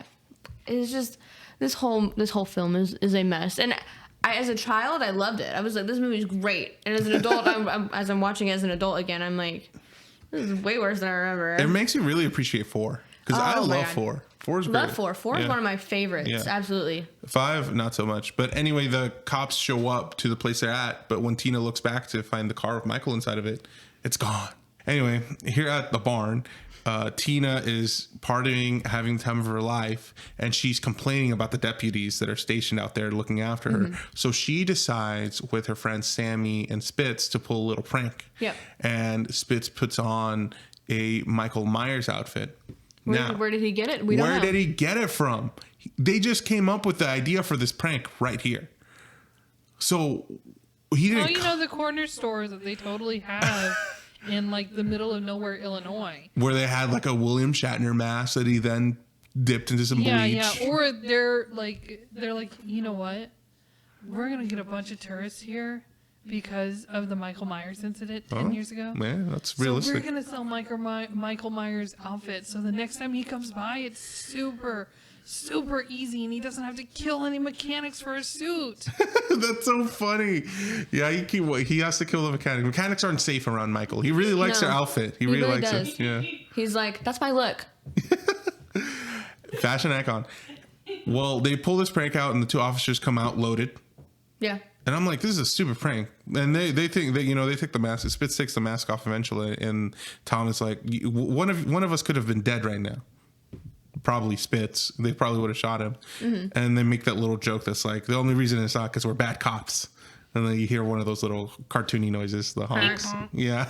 But like also realistically, they probably have no idea what Michael actually looks like. So I don't know. I do wonder. Anyway. I wonder how, because the police officers, I think, have to, just because the year before, I feel like all of them were there shooting at Michael. Yeah, they lost so all of their police force. I really want to know the backstory. I just want to see a flashback. You're right. And I want to see, where were these guys when that was happening? Were they like eating donuts in Big City? See, that kind of humor. Here's the thing. We talked about like horror movies having charm. Yeah. There's so many horror movies, some of which we've even covered on the podcast, where they're like so bad it's good. Yeah. This movie isn't that to me. This movie is like so bad that it's bad. Yeah, I agree. But if they had a scene like that, Can I tell you my headcanon? Okay. I think so many cops died that night that they just hired anybody. Off the street. And that's how those 2 guys got the job. I was gonna say, like, how does Haddonfield replenish their, like, just even yoinked them straight out of after this movie? They're all dead again. You know what's funny? The department's gone. This is seemingly the only franchise ever that has cops around. Oh my God, you were so right. And Scream, they're never around. It's just Dewey, basically. Yeah, it's just Dewey. But in these, you got a whole police force that and replenishes they're every not year. all good. They're not all good. Yeah, you're right. Well, this is where we get Sammy, Tina, and Spitz going into the barn. Because they find kittens. They find kittens in there. I would have died too because I would have gone in there with the kittens. Well, Tina gets a little confused because, she follows one for a little bit. Kind of gets spooked by it. I got jump scared when that cat came out at her. Weedle. It's a weedle baby. You're scared of a weedle baby cat. And then she picks it up and she's like, what am I doing? I hate cats. Yeah. First of all, for that line alone, that's why she should have died. I thought she was going to say, well, I hate cats. And then tossed it. I was like, bitch, that's why you're dying. Because you hate cats. I didn't expect her to die. I really didn't. Well, Spitz and Sammy are getting their love on.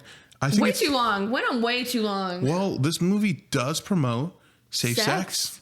Yeah, they sure do. He It's the only pulls out a time that you condom. ever see that. They spent like a whole minute of him like taking it off, putting it on. He's like, wait, I don't have protection. This scene alone, sex ed classes. Yeah. What a long way we've come, apparently. But then again, they show what happens when you use protection. You get stabbed in the back with a pitchfork. Or can you imagine that's like that's your first time and you the person dies and then you have to take out their pitchfork. Yeah, I know you said that like literally, but I was thinking of it metaphorically too. Oh no, I was thinking of it literally. What if he was inside her when that happened? I think he kind of was. He probably was. Yeah, you're right. That is strange. I was kind of hoping it would pierce through both of them or something. I think that would have been more wow, how romantic. morbid of you. I just thought it would be sweet. But that doesn't happen. Actually, the actress for Sammy, she wasn't originally going to die by scythe, but she made a pitch like, how about I take the pitchfork out of his back and like I defend myself a little bit, and she got to do that. Cool. Unfortunately, when she did, and like Michael takes the pitchfork back from her, she bumps up against some pipes, and when she got slammed into it, she actually got cut by one of the pipes, pierced into her a little bit, and she had to get a tetanus shot. Yeah, ouchie. But I did like her death too, like with the scythe. I thought it was so cool. Don Shanks, the person who portrayed Michael, actually grew up on a farm, so he was giving them tips on the whole time with like. But what's strange to me, first of all, I do think in Halloween 4, it's strange that Michael uses his hand so much. Like he puts his thumb inside the EMT. He does kind of like the same thing to the side of some guy's head, one of the civilians that was driving the truck at the end of the movie. And he picks up, I can't even remember his name, Brady. Yeah. He does it like almost like by his cheekbone. Yeah. And so I'm just like, I thought that was strange. But what's even stranger, in this movie, he uses farm tools throughout most of the movie. Baby, let's see. Yes, they had him farming over there in that hospital. Baby Michael Myers, he be using anything and everything, but also sometimes nothing. He kind of is inconsistent. He's just kind of a pick-me girl. That's it. That's all he does. I think it's so different because in the first film, obviously he uses his knife, and we get some other kind of tools and stuff, and he stabs people to the wall, whatever. Cool, crazy. Second film, so far we had like medical tools, anything at his disposal. Great, creative, loved it. Here we go. Halloween 4, he said, F your shotgun. I'm going to use my hands. Yeah. And I'm like, okay, we love a dramatic king. It's perfect. And there we go. Farm tools, Farm tools. What are we doing? Next time he's going to be driving a tractor. Oh my gosh, that'd be awesome. I saw somebody make the suggestion that like what they should have done is they should have used footage that remember the autumn opener from Halloween 4? Yes. And we should have seen like all the kills take place in those same shots. And I think that would have been a really cool idea too. Meanwhile, all this stuff is happening at the barn. Jamie and Billy end up going on their own little adventure to find Tina, I guess to warn her or whatever, against the parameters that Loomis set for them. But they end up finding Tina. And this starts a wild goose chase between Michael in his car and these three people here. Where there's a few things. I mean, Geraldine, you've mentioned you really enjoy practical effects, right? Love practical effects. You love them? Mm-hmm. Well, this movie gets practical. Yeah. There's a scene in which you see Michael chasing in his car. Mm-hmm. A young Danielle Harris. Very fun scene, actually. Chasing Jamie. This is all practical. Yeah, I sensed that. I was like, imagine how fun this scene was to shoot. Like, that just had to have been so fun. Like, hey, man, what'd you do at work today? I just chased a little girl. Yeah, driving a car. It was all realistic. Danielle Harris said that she watches the movie back, And she says she's kind of scared just watching it because some of those shots she was just so close to getting hit by the car. Ooh. And that Wendy Kaplan, the lady that plays Tina, I think there was something wrong happened where like she was supposed to go one way, ended up going another or something. Well, basically she tripped and she nearly got ran over. Oh my God. The car ended up like up on top of her. And Don Shanks is a stunt driver, so he was able to maneuver in a way to where she didn't get hurt, but it was a close one. Oh my God. Yeah. That's terrifying. It is terrifying. If I had a car, I'd just collapse from fear. Yeah, there's a lot of stuff that I've done practically, including like we after they're chasing the three for a while, Michael Myers accidentally drives into like a tree. Yep. The car explodes for a little bit. The whole cast was there. The whole crew was there to watch this just because it was like, this cool big set piece. That after it was finished, it kind of got like a standing ovation from the crew. Mm-hmm. And so the director forgot to yell cut. And so Don Shanks was inside the car that was on fire, actual fire, for longer than he needed to be. And then until Dominique remembered to call cut, and then he got out of the car. This man. Yeah. This is where we get Tina's death. Yeah. Tina does this weird like flying thing where she like fly jumps. She had to have been wearing some sort of like let's put you on a zip line, So, a zip line. It just felt too choreographed where she was like flying perfectly and flew perfectly into that jump onto Michael and was like, run. Yeah, she was yelling. And then we got a shoulder shot. Yeah, save yourself. But yeah, she died from a shoulder stab. That made no sense to me. And also we get kind of a tease that Michael is looming over Billy and Jamie, but actually it's Loomis. Mm-hmm. And that's where Loomis starts to guilt trip Jamie a little bit, like, will you tell me now? And you see Tina get like EMT'd into an ambulance real quick and she's dead, which I just feel like is way over the nose. And then Loomis yells out, like, he has like a little plan. Yeah. So he yells out into the woods, like, hey, we're going to be at the Myers house. She will be there. Like, you Michael, let's end this, basically. It just makes me feel like when people were like, you want to go? My place, 2:00. Like when they make a plan. It's like, that's so weird, but okay. Supposedly, Donald Pleasance only worked on this movie for a week. Like, and so all the stuff with Donald Pleasance was shot in a week. And so he wasn't there long. And all the other stuff was just shot during different times. Foo. Bailey? I was just going to say, like, his mental health stability has degraded to the point where he's like, I'm going to use this child as bait. Yes! And I'm being legitimate about it. Like, he actually almost is basically, like, threatening Jamie. It's like, let me use you as bait for Michael. I can understand how that would be like, let's lure him with you. I can get behind that. But it's like, maybe let her in on the plan, maybe? Because she seemed scared for her life. And don't, like, there's ways where you can, like, insinuate that you're using her as bait and then actually keep her protected.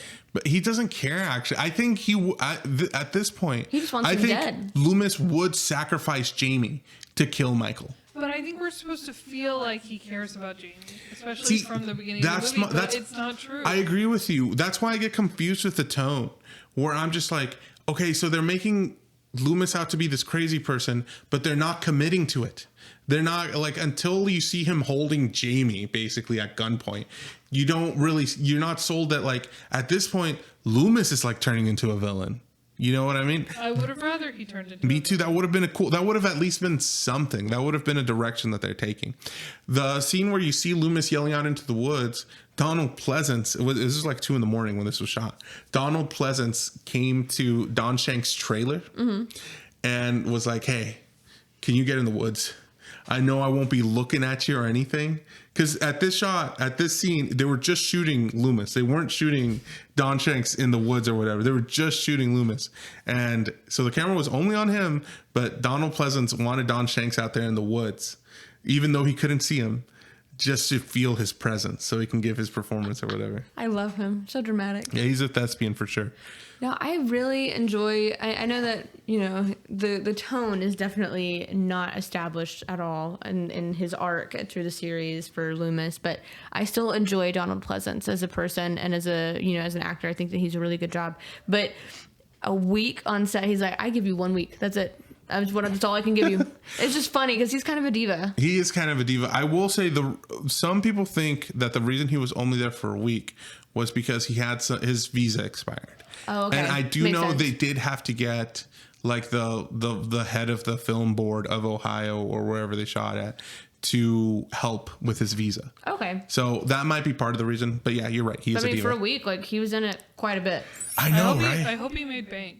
Yeah. It was like show up to the hospital, shake this kid a few times, and yell into the woods.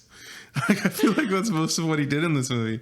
I just feel like Halloween 4, we kind of delved into his character a little bit. Yeah. But in this movie, he was just like a moving piece of the film. Like, I feel like he wasn't a character really. No, he was just like, oh, I exist in this hospital, even though I may not work here. We don't know. Yeah, what's going on there? I have so many questions. So Dr. Loomis arrives at the old Myers house armed with a gun. He climbs the front steps and enters through the front door. He looks around for Michael and even calls his name, but receives nothing. Eventually, Michael arrives and kills the cop by banging his head on the dashboard. This is funny to me because the whole time, like, they set out the stake out at the Myers house. Yeah. And you see a bunch of cops around. And I think they're too visual. They're making too much noise. Like, Yeah. they're being too suspicious. They're like, breaker. I'm on this side. Can I hear from the inside crew every 2 minutes? And then he's like, we can hear you. Yeah. And so Michael's pretty smart about this. He does some stuff at the children's hospital first, which, by the way, I don't know if it was shot or not. I think it was shot, but they ended up cutting completely. They actually showed him killing some of the people, including that nurse that was helping Jamie out throughout the movie, and as a distraction to get all the cops sent out that way. So that Question, I forgot. Did he kill Billy or not? no, He just hurt Billy, right? no. No, Billy hurt himself. Yes. It was weird to me. I actually rewinded this because during the whole car chase thing, Billy jumps out of the way, right? Oh, yeah. And they're like, Billy! And I'm like, Billy? What happened to Billy? Nothing happened to Billy. He just jumped out of the way. It's so stupid to me. That's the last time you see Billy. So I would assume he's dead. What? We don't. No. I'm There's a just saying. scene where Tina goes up to Billy after he's jumped out of the way, and she's like, "Billy, you're okay, but stay here. I have to go and get Rachel." She's like, I'll be back. I don't even think she's like that. She's just like, "Stay here. You'll be fine." Oh yes, I think because he that's all did that get she up, says. and then like he was with them, but then afterwards he just disappears. He's not in the movie anymore, yeah. So we I'm don't get like- an explanation of what happens to Billy. He's presumably fine because we see Loomis talk to both him Yes, the cop and stuff. Yes. and Jamie, but Jamie goes to the house to be used as bait, but we just never see Billy again. That's it. Well, in my brain, he's dead. Unfortunately, I love Billy though. I don't want him to be dead, but I feel like he's dead. At the house, the plan is that Michael Myers is going to come in, and there's going to be a bunch of cops to come onto him. Jamie is oddly enough sitting in Judith Myers' room, brushing her hair. She has like one cop beside her. He who instructs her, like, just bang on the thing 3 times, I'll pop out, you know. And I kind of love how dramatic this is. They're like, we're gonna have you sit exactly where his sister died. We want you brushing your hair. Like that's just so. It's bratty, and I love it. it is very They're bratty. like, "Say his name, but in this specific tone." Oh, Michael. That's so funny. Well, Michael gets all the police distracted to go to the children's hospital, and now it's just Loomis, Jamie, and the one officer that's looking after Jamie. Back to like Michael arriving. It's so funny to me that like they're radioing to the cop inside the car. They're like, "Is everything okay down there?" And the officer in the car is like, "Yeah, and then he starts getting. And they're like, He's holding is on he to- okay? And I'm like, no, he's Dude, not. what do you think? They're all just standing there listening to the radio as he's dying on Like, it. run. Get out of here. Why are you listening to this? They What do do you- this so much What do during you the movie. What do you think is going on? Like when Tina was getting stabbed and stuff, and Michael and Tina were like down on the ground, and Jamie's just like, no. Yeah. It's kind of like the whole Brady thing from Halloween Yeah. 4. Go. Just get out of there. What do you think is going on? You're wasting your time. Like, girl, you're next. Yeah, exactly. Well, anyway, eventually, when Michael gets inside the house, Loomis finds him and tries to reason with him. I thought this was so interesting. I thought he was getting to him for a second. I thought, maybe he reached him or whatever. But it doesn't work. No. He gets sliced up by Michael, hits the window. That is actually Donald Pleasance. He wanted to do all the stunt work in the movie. And so he actually did do that stunt where he gets like his head bashed to the window. Donald Pleasance at this time, He's an older gentleman. Even during filming of Halloween 4, the director said like they had to be like light on him because he had a harder time. He'd get tired, basically. Yeah, he was like 69 in Halloween 4. So, I mean, like, I imagine he was probably like 70, 71 in this one. Exactly. So he was a little older. So they let him do that one. He wanted to do the one where he gets thrown off the side railing there and lands on the ground. He probably didn't. But they didn't let him do that. Which, thank God. They're like, sir, you will break a hip, please. Yeah, I agree, exactly. Well, Michael attacks him, and then he goes upstairs while a police deputy is dangling a rope outside of a window and begins to help Jamie climb out. But things don't go according to plan, and Michael murders the deputy by hanging him outside of the window with the rope. Poor guy. This is the guy. If Loomis listened to this guy earlier when he was like, yeah, let's go to the police station, he'd be all right. But Loomis held him at gunpoint. It was like, no, you're going to stay here with the girl. He's bonkers. Loomis. Yeah, he's crazy by this point. Well, Jamie manages to run past Michael. She hides in an old laundry chute. Yeah, that was intense. That was cool. Like, I wish I had a laundry chute. I don't. There was this really cool scene specifically of her sliding down the laundry chute. The shot was so good because you just see Michael at like the end of it as like the camera's like falling down the chute with Jamie, and I thought it looked really neat. Well, like I said earlier, so much of this movie's done practically. She falls down the chute, and she kind of gets stuck down there for a while, right? The scene where you see Michael stabbing into the other side of the laundry chute, he's using a real knife, and he's actually stabbing in there, and Danielle Harris is actually in there, not harnessed, while he's stabbing. What is wrong with these people? I tell you, this movie's practical. It's practical and practically almost a death trap. Where were her parents? I don't know. Okay, I didn't get the clip for this, by the way. During the production of this movie, I don't know if this is just the case with just all movies, there's so much behind the scene footage of the actors and the crew stay at the hotel. Those guys were partying every night. They were like drinking. It was like a frat party, like the footage. I'll throw it up here for all the viewers to watch.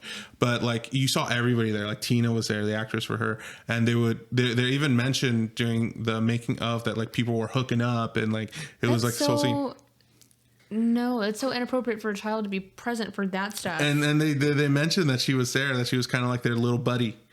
So I also kind of wonder where the parents were, because based on this footage, and there's a lot of it, I'm like her parents cannot be present for this. God, that's so stressful for me. I mean, obviously, I don't know what she has gone through, but Danielle Harris is beloved in the horror community. Everyone says she's very nice, very sweet, and has a lot of love for, the franchise itself. And I definitely feel that love from her. My issue is that they're putting these actors and actresses in harm's way where people are physically getting actually harmed. It's not cool. No, I mean, almost getting ran over by a car. Like Danielle Harris even remembers. I mean, honestly, she has really good memory for like a child actress, because she says she remembers being inside that laundry chute and just feeling like she couldn't move. Like she was just completely tied in there. And they made like little markers for her to like stand, like this is okay, as long as you're here, Danielle, you'll be safe or whatever. But I just can't imagine just sitting in there while having like an actual knife being stabbed through the other side. Yeah, no. That's just wild. Yeah, I agree. It's absolutely insane. Jamie gets away by climbing back up the chute and finds the attic of the house. We've never been up into the attic. No. And we find the dead bodies of all her loved ones, including Max the dog, Rachel, her sister, and Mikey, who she doesn't know. So to her, it's like a random body up what's there. The point? I was like, why is he there? It would have been more impactful if it had been like mom and dad kind of thing. Or Tina. Why not Tina? Because we're not supposed to know if Tina's dead or alive. There's quite a bit of that. They were like, oh, we don't know. The next movie can take care of it. I guess so. Well, what she ends up doing to hide from Michael is crawl inside that coffin. And Michael comes up to the coffin, and I don't know what happens here. I wonder, is Jamie actually having like a moment of connection? This whole movie, she's been having visions, right? She's is kind she of making like torn. Like, do I protect him because he's family, or do I give him away because he's bad? Or I wonder if she's like smart enough to like try to appeal to him, like, oh, maybe you shouldn't kill me, you know? So she asked him to take his mask off, and he does. And she's like, you're just like me. I wonder what she means by that, like human or like family? Literally, I don't think she means anything. And then Michael like sheds a single tear and she goes to wipe it off. And I'm just like, what is the point of all of this? This is what I was talking about earlier, where like these characters have no motivation. It's so for doing funny. anything. Like it's like fake deep. It's Wouldn't like, it be so deep if Michael shed one tear? It's like he's like so sad. All right, back to stabbing. Like, literally, I think that there was no plan for any of that when they were shooting this, and then like somebody behind the cameras was like, oh, wouldn't it be so cool if Michael shed like a single tear?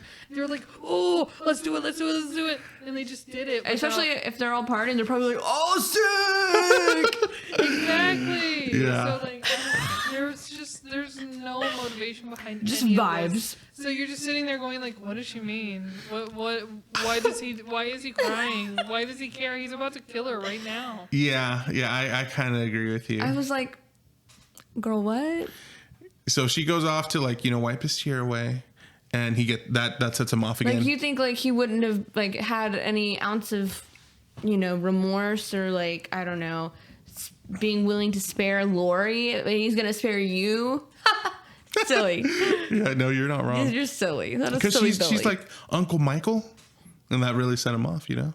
do your thing, cuz. Gave me the same vibes, honestly. Oh, really? It gave me the same vibes. I'm like, this is dumb.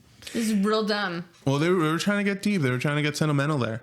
Well, the coffin gets knocked over and Jamie gets away. She runs down the stairs, but Dr. Loomis is there. And then he's like, I got the girl. Come get her. And I'm like, bro, put her down. I know. I'm like, Jamie is terrified right now, right? Yeah. Dr. Loomis, you're scaring her.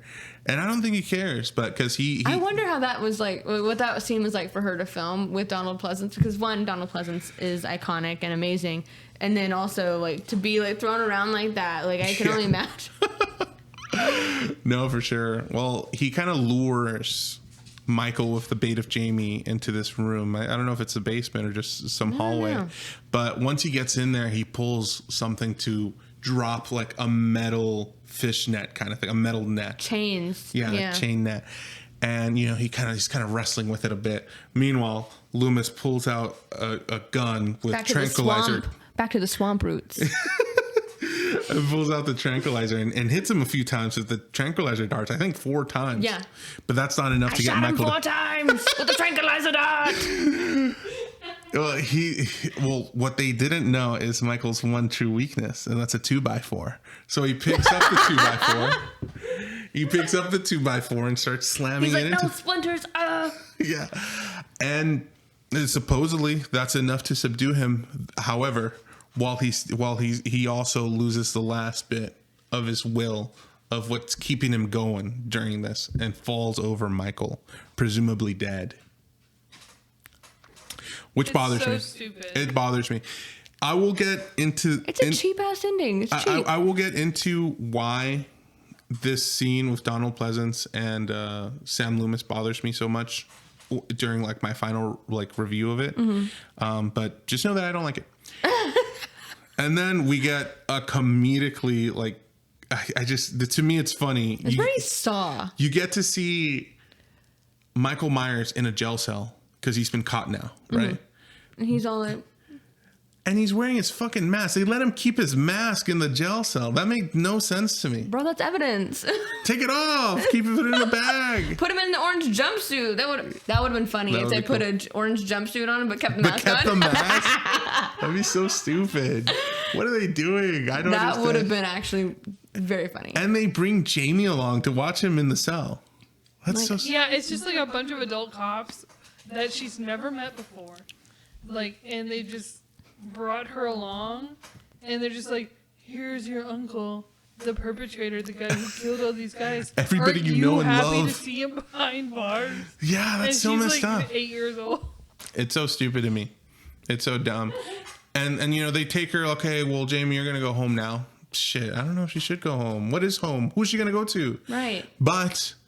we get the return. And her quote-unquote stepmother probably don't want it either. Yeah, exactly. Got stabbed.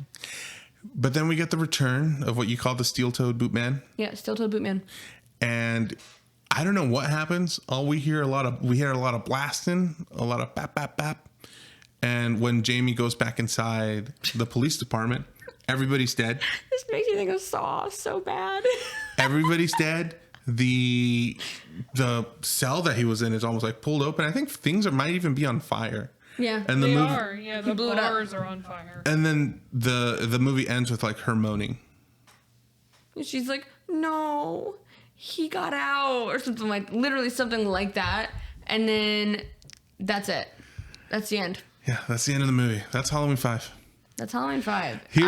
I don't know what they were thinking. Me neither. I got a lot of problems with the movie. The ending also too just bothers me in general, not just because of the Man in Black, but also just like in previous versions of the film, like usually it ends with Michael Myers presumably dying or just meeting some kind of end, right? Yeah. And then the next movie, it's like, oh, he survived. With this one, just like the Men in Black is serving as a hook, I felt like the only reason they added like he got out for people to be like, what happens next? You know, to like leave the cliffhanger in the movie. And in a franchise where the first movie ends so like terrorizing with like at this point you don't know that Michael can like fucking withstand anything apparently. Yeah, he gets shot 6 times, falls off like the second floor of a house, and then he's gone. The next scene you cut to him and you see Laurie Strode crying, like, and then Loomis like being all like looming. And then the camera just like zooming out from like the room to the house to the neighborhood while you hear that breathing, like Michael's still out there. That was fucking awesome. It's very suspenseful. But this is like, he got out of jail? Or did he? By some random guy we don't know? With a tattoo. It's so meaningless to me. Yeah. It's bad. It's way worse than I remembered. Way worse. Yeah. And I grew up watching these movies and loving them. Now 4, special place in my heart. 4, I love 4. 5, garbage. I agree. That's garbage. Literally, garbage can. Here's why I think Halloween 5 is disrespectful to the Halloween franchise. Okay. For 2 reasons. One, you just mentioned how much we love 4. Completely disposed of its story, its narrative, where the writer and director were going with that movie, even took their characters like Rachel and just fabricated this other thing onto it completely. Even the actress has a problem with it in Ellie Cornell. And I just feel like that's how it's disrespectful to Halloween 4. Mm-hmm. I feel like it's disrespectful for Halloween 1 and 2 as well. Like the other side of the franchise in its treatment of Dr. Sam Loomis, where like Bailey keeps saying it's just another like, wouldn't it be cool if like he fucking lost his marbles or whatever? And yeah, it was cool, but it was such a what if he actually tool of the movie. cared? Yeah, it wasn't anything to do with his character. Like none of its motivation for his for his actions were propelled by who Sam Loomis is or something about him that made his actions interesting in the movie. It was like, I know I said it before, but he just showed up for 7 days to shake or pick up Jamie or do something weird. And it's just, it just does not do it to me. And so that's why I think it's also disrespectful for Sam Loomis's character and also for him to like pass on this way, which is the way it was written. Like this is the end of Sam Loomis. It just doesn't feel right. It's just so unceremoniously thrown away. I can agree with all of that. It's laughable, honestly. When you watch it back, and when you watch it as a child, it's a different lens because you don't pay attention to the flaws. As an adult, you're watching with the intent, I'm going to watch this movie, wholeheartedly so that we can review it and have a mindful, opinion on it. And then you're watching it and you're like, what the hell am I spending my time watching? Yeah, it's a hard watch. It really is. It really is. It's not the worst movie I've ever seen in the world, but it is chaotic. And we're usually not this negative. So no, not really ever. Like even the worst movie, I'm able to find something positive about it, except for Texas Chainsaw Massacre 2. That's just it's on my shit list. I'm sorry, it's bad. Okay, well, I think it's time for our ratings, and I've been thinking about this a lot. Okay.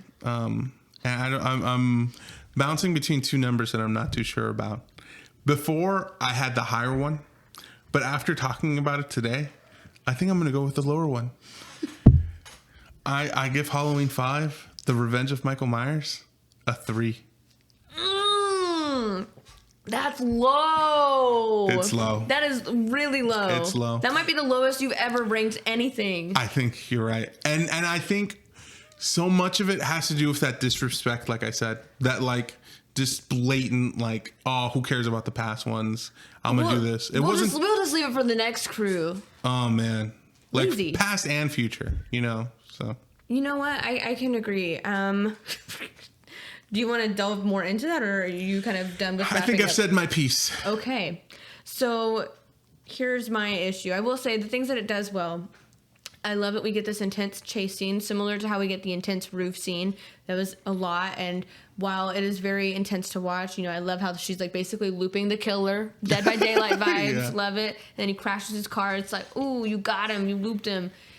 It's dangerous, and I don't like that. I don't like what they did for the actors and actresses who are beloved in this series and franchise. I don't like what they've done with the previous writing. They've kind of negated anything.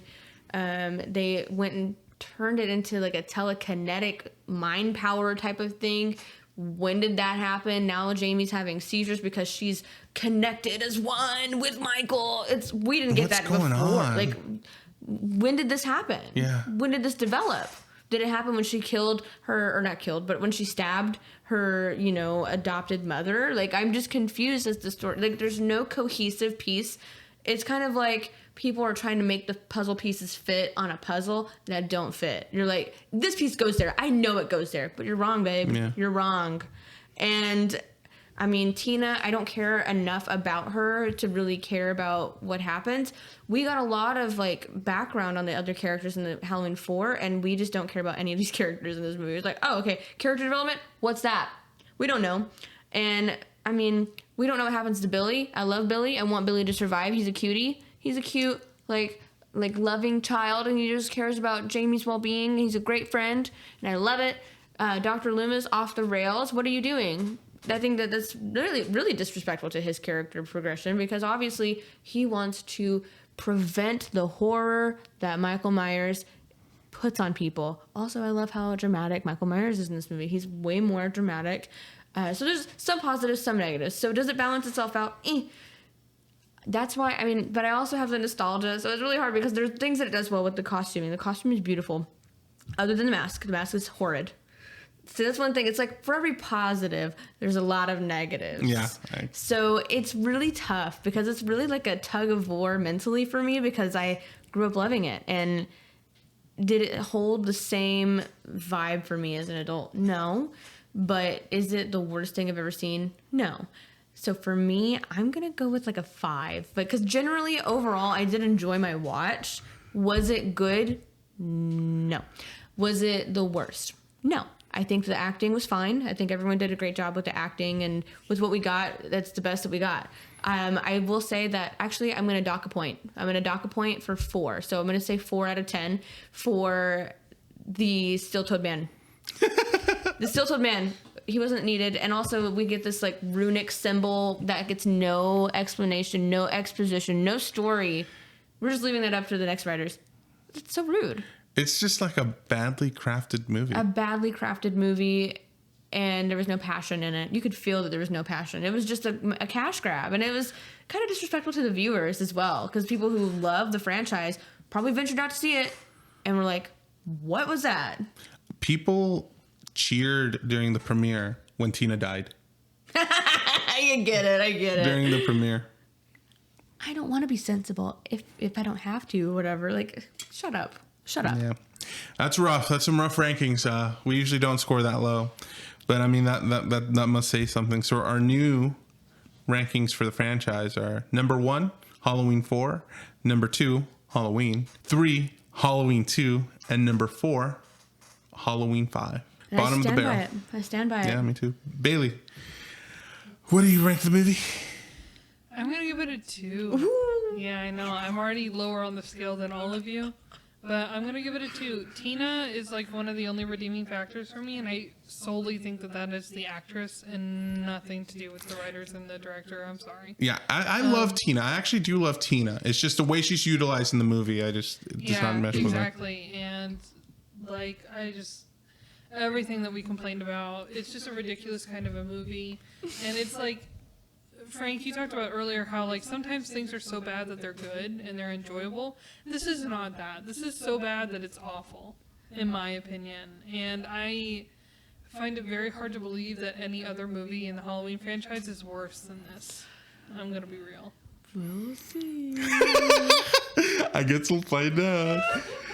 I've left room, so if there is something worse than this, it'll fit in nicely. But I'm like, this movie disappointed me a lot. Like, I mean, like, were parts of it entertaining? Yeah, sure, but like, on a very surface level, unsatisfying, kind of like, this is stupid kind of a way. Oh my, it's so stupid. It's beyond. It's kind of a waste of time, unfortunately. A waste of time. But I will say. But I respect all of the actors and, you know, like the crew's work that they put into it. And I think there are some cool things and some great acting in this movie. It's just the writing and the direction just are a huge failure, I think, for the times.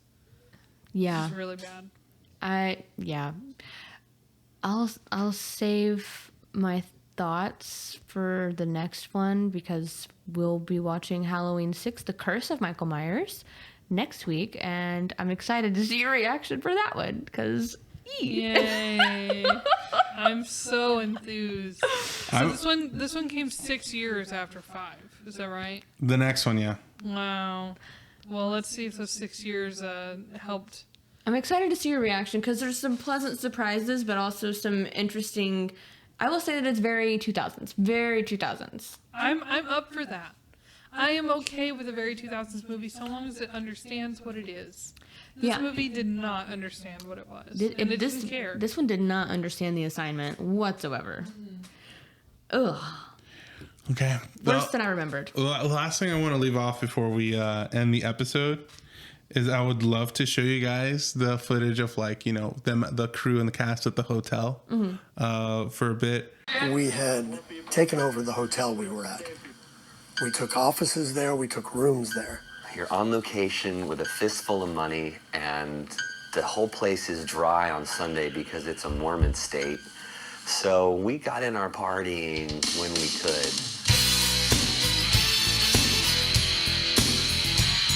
It was a party happening nightly in our room. I mean, we were out in the hallway of the hotel, you know, at like 8 o'clock in the morning, running around, music, and we probably trashed a couple hotel rooms. It was like our version of like a frat party. There was a lot of liquor, and we would dance till the wee hours of the morning and then get up with like 3 or 4 hours worth of sleep. 2 o'clock in the morning, we're shooting tomorrow. This is the exact last night we're gonna do this, right, Mark? I can see certain things in the movie where I'm like, ooh, that was a long night. Look at those bags, you know? And there was this little bar, this like big cabinet where they kept all the little liquor bottles. And it had like a latch on it, but it would open just a teeny bit. And I was the only one that had a small enough arm to reach in and grab the bottles for everybody.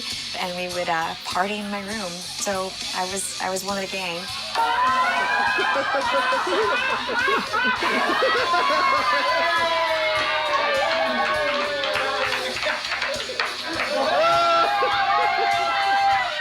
She was like a little buddy. I mean, she was with us all the time.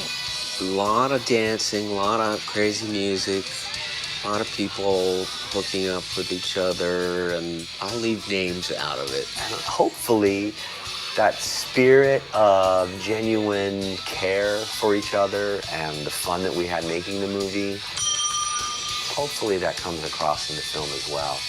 We really did enjoy each other. Yowzers. That is awful. The part about Danielle reaching in for the liquor bottles. I mean, hey, I can understand that. I mean, back in the day. She was like 13. 12 or 13. Back in the day, grab your parents, like, hey, go grab me a beer. Go grab them a beer. You know? That's very different. She's like trying to, like, they can't reach it. Yeah, that's this crazy. is like hard liquor, and they're like, they were probably being like, "Oh, can you grab that for me? I want to get lit," or you know, they wouldn't say that it was. The 80s, but you can tell though that the production quality is just not there, and it's probably because everyone was hungover.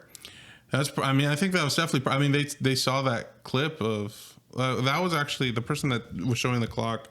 I think he's like a famous like practical effects person. I can't remember his name. It's like his name is so familiar. I'll look it up here in a bit. But he was showing his clock that it was like 2 a.m. and they had to shoot the next day in like 5 hours. That's insane. And it was like the last day that they could do that stuff in. You know what I mean?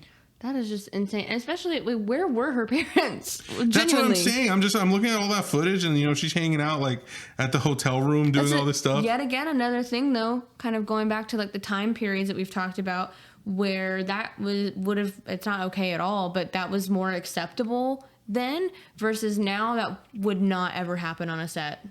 No way. No way. There's no way. And I don't think anyone should allow that either. They should definitely have protections in place because children need to be protected. So that's just my piece on that. But phew. Yikes. Yeah. But catch us next week as we talk about The Curse of Michael Myers. And we're excited to see Bailey and Frankie's reaction on that one because I've seen it. And I'll be rewatching this after many, many years of not seeing it. So it'll be a fresh take. Yeah, I'm excited to watch it. I'm really am. I've been enjoying this franchise. But yeah, we'll see you guys next time. See you next time. Bye-bye. Bye. Thank you for listening to Fright or Flight, a Live Oaks Village production. This episode was hosted by Geraldine Johnson and Saul Alberto Arizmendi Ochoa, edited and produced by me, Bailey B., and music composition by Saul Alberto Arizmendi Ochoa.